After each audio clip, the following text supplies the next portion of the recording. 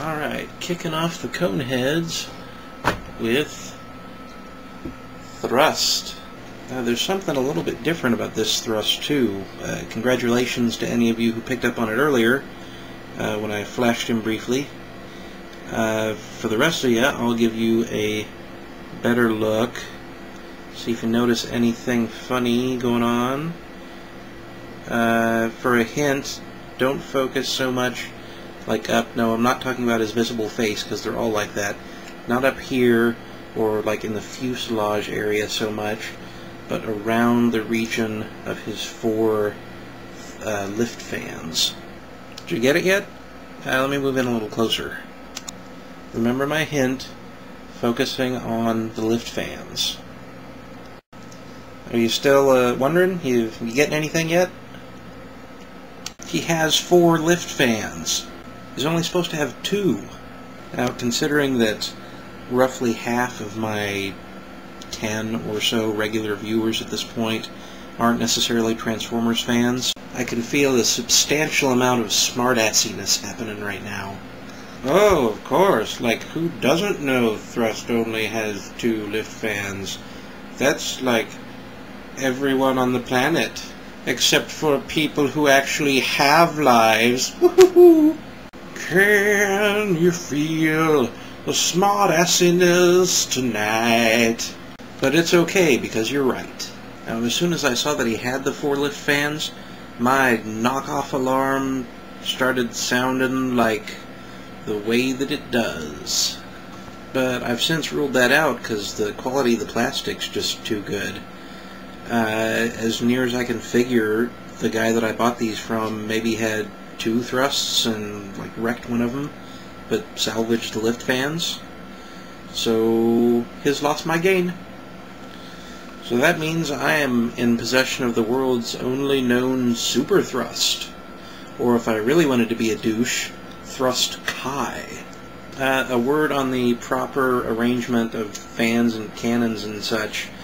None of the possible setups really look all that great, but this one looks the least bad of them. And also it's the only setup where you don't have to move anything around when you transform him. That's actually a huge bonus for me because, okay, the most irritating thing that I find with Transformers figures is when you have weapons or other little doodads that just lay off to the side. You don't do anything with when the robot's in vehicle mode. But only slightly less annoying is this! Stuff that you have to move around while you're switching them. Like take off and then put back on somewhere else.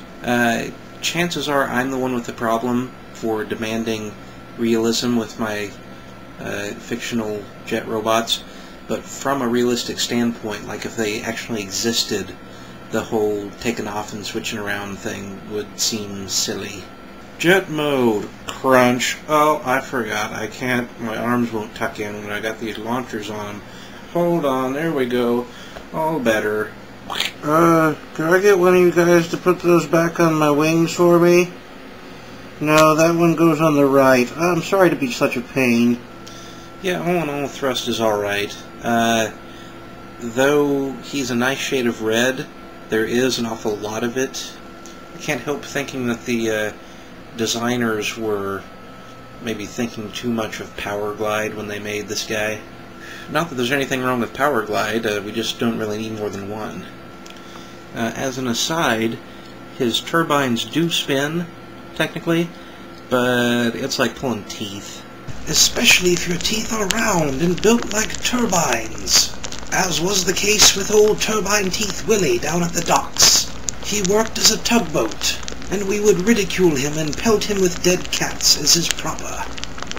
Moving on to Dirge. The only conehead whose name has no potential erotic connotation.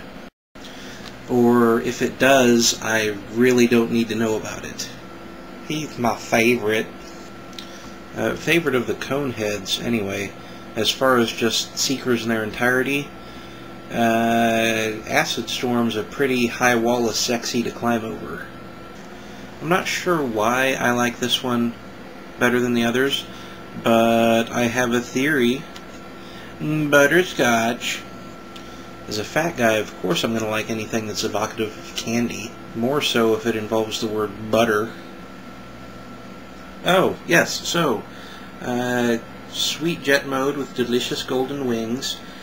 On the downside, Dirge represents one half of my disappointment with the Coneheads, with Ramjet representing the other half. I had always thought that the two of them were patterned after, like, those exotic Israeli jets that were used in 80s jet films as MiGs, because we obviously couldn't use real MiGs. Anyway, all the official stuff I can find indicates that the Coneheads are supposed to still be F-15s, just like really jacked up and weird F-15s. Apparently, if you still have the F-15 fuselage or something close to it, you can do whatever you want with the wings and it's still an F-15. You can replace them with a line of balloons or silly caterpillar legs. Of course it's still an F-15, it's the balloony caterpillar leg variant. Still, real world heartbreak aside, it's pretty awesome. Oh, something else I want to mention before I forget. Something that's always bugged me about Classics Ramjet that is also a problem with the Henkei version is that getting his legs and the wings and these little canard things up front all to line up right is tedious and nerve-wracking, and once you actually get it done you have to just set the thing down and walk away. Don't touch it or breathe on it or even look at it hard. Oh, I think I got it! Arg! But there's no such worry with Dirge. He is tight. And I mean that both literally and in the way black people say it, which is more meaningful, I think. Thrust is also...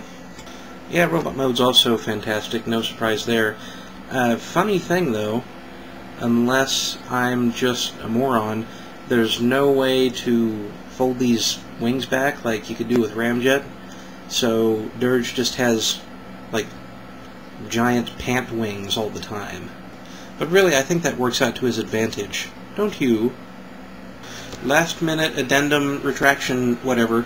My lukewarm opinion of Thrust is gradually becoming just warm. Maybe it's because he's got a little bit of A10 going on, but I find the longer I have the figure, the more I like it. My affinity is increasing at an almost imperceptible rate.